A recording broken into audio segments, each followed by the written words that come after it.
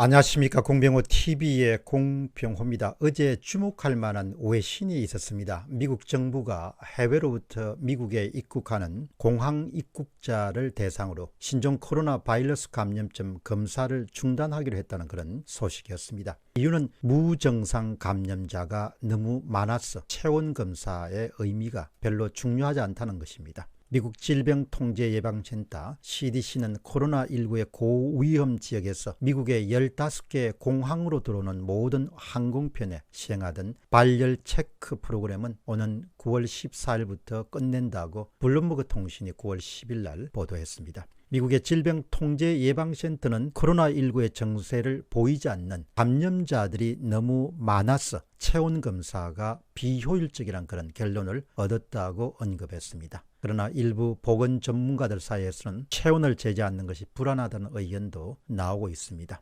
미국 공항의 발열 검사 중지 방침은 코로나19의 무증상자가 많다는 것을 우리에게 가르쳐주고 있습니다. 다음은 새로운 연구 결과입니다. 순천향대학교 부속 서울병원 감염내과의 이은정 교수 연구팀은 최근에 주목할 만한 그런 연구 결과를 국제학술지에 발표했습니다. 지난 3월부터 약 한 달간에 걸쳐서 신종 코로나 바이러스 감염증을 관찰 연구한 결과 두 가지의 사실을 찾아내게 됩니다. 첫 번째는 무증상 환자와 유증상 환자의 바이러스 배출량이 비슷하다는 점입니다. 따라서 코로나19의 확산 억제를 위해서 정상 유무와 관계없이 무증상 감염자의 경우에도 격리 지침을 준수하고 관리할 필요가 있다는 점을 우리에게 말해주고 있습니다. 둘째는 무증상자의 경우에는 확진 이후에 15일 이후에도 증상이 발생할 수 있기 때문에 최소 15일 이상은 새로운 증상이 발생하는지 주의 깊게 관찰이 필요하다는 것입니다. 코로나19의 경우에는 질병 감염자는 스스로가 증상을 느끼거나 또 다른 확진자와 접촉을 통해서 검사 필요성을 느껴 실제로 검사를 받아야 되만 양성으로 판정을 받습니다. 그런데 코로나19는 감염되더라도 증상이 없거나 스스로 증상을 느끼지 못할 만큼 경증인 경우에는 감염을 인지하지 못하는 경우가 많습니다. 이런 경우를 두고 우리는 흔히 무증상 감염자다 이렇게 부릅니다. 이들이 격리 등의 조치 없이 지역사회에서 일상 활동을 할 수 있기 때문에 조용한 전파자로서의 역할을 톡톡히 수행하게 됩니다. 최근 감염 경로를 파악할 수 없는 확진자가 1,000명에 가까이 됐습니다. 검사를 받지 않은 조용한 전파자가 우리 사회의 지역사회에서 상당수가 있을 것이라는 그런 의료진들의 판단이 있습니다.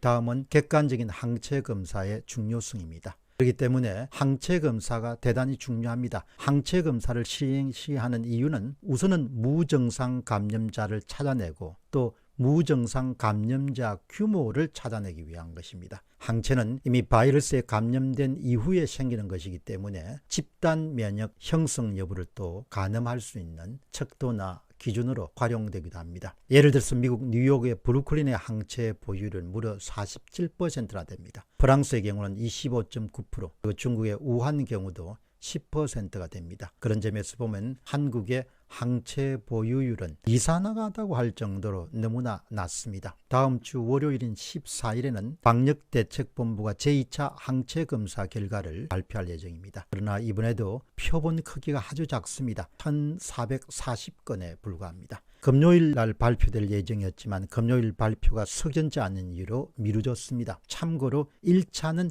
0.03%로 정말 믿기지 않은 그런 결과였습니다. 당시에는 확진자가 가장 많이 발생한 대구와 경북 지역을 제외하면서 전문가로부터 표본 자체의 문제점에 대해서 상당한 비판을 받았습니다. 그럼에도 불구하고 전문가들은 표본 조사의 문제점이 여전하기 때문에 2차 항체 검사에 대해서도 반신반의하고 있는 실정입니다. 김우주 고려대학교 구로병원 감염내과 교수는 이렇게 지적합니다. 샘플의 대표성이 대단히 중요합니다. 수집된 검체가 어떠냐에 따라서 결과가 다르게 나오기 때문입니다. 이번 2차 항체 검사는 0.1%는 넘지 않을까 생각합니다. 1에서 2% 정도가 나오면 합리적이라고 볼 수 있겠습니다. 또한 김탁 순천향대학교 부천병원 감염내과 교수는 이렇게 언급합니다. 8월 수도권 대유행이 일어나기 전에 확보한 검체들이기 때문에 많은 사람이 양성으로 나오거나 하지는 않을 것으로 봅니다. 저는 0.1% 밑으로 나올 가능성이 있다고 봅니다. 국제 비교에 비해서 우리나라 경우는 항체 보유율이 너무 낮다고 그렇게 방역당국이 계속해서 주장하고 있습니다.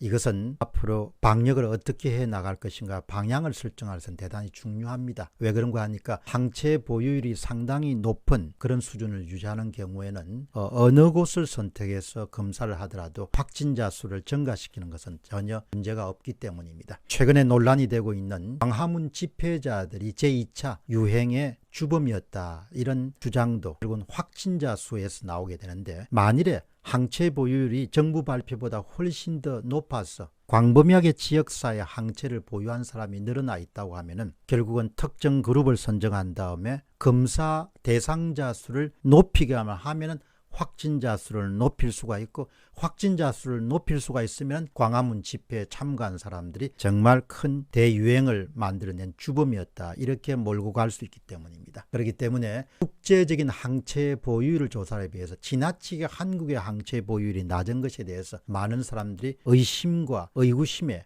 갖게 되는 겁니다. 그런데 또 한 가지 이해할 수 없는 것은 일반인이 보더라도 항체 검사가 대단히 중요합니다. 왜 그런가 하니까 바이러스를 이미 감염된 상태인 사람들이 지역사회에 얼마나 퍼져 있는 것을 규모를 파악하는 것이 굉장히 중요한데, 얼마든지 우리나라의 그런 능력 같으면 짧은 시간 안에 대규모로 항체 검사를 실시하는 것이 어렵지 않을 것으로 봅니다. 그렇지만 계속해서 아주 적은 그런 표본 숫자를 가지고 아주 띄엄띄엄 그렇게 항체 검사 결과를 발표하고, 또 항체 검사 결과를 발표를 앞두고도 석연치 않게 뒤로 미루고, 이런 부분들이 행여나 방역에 정치가 개입하고 있지 않는가라는 그런 의심의 눈초리를 거둘 수가 없습니다. 거듭 말씀드리고 싶은 것은 정확하고 정직하고 중립적이고 전문가들이 누구나 신뢰할 수 있는 그런 항체 검사, 항체 보유율에 대한 결과를 우리가 도출해서 제대로 된 방역을 해 나가고, 또 제대로 된 방역을 해 나갈 때 현재 엄격하게 시행되고 있는 사회적 거리두기가 가져오는 자영업에 대한 피해를 줄일 수 있는 방역 대책도 나올 수 있지 않겠느냐, 그렇게 생각합니다. 모든 것에서는 솔직함과 정직함이 우선돼야 된다는 점을 분명히 지적하고 싶습니다. 광고 하나 드리겠습니다. 사실과 진실과 정론을 널리 확산시키기 위해서 온라인 신문인 공데일리가 출범했습니다. 공데일리는 특히 선거 문제에 대해서도 많은 관심을 두고 있습니다. 그리고 영어 유튜브 채널인 GONGTV, 공TV도 활발하게 활동하고 있습니다. 여러분의 성원을 바랍니다. 공병호 TV의 공병호였습니다. 감사합니다.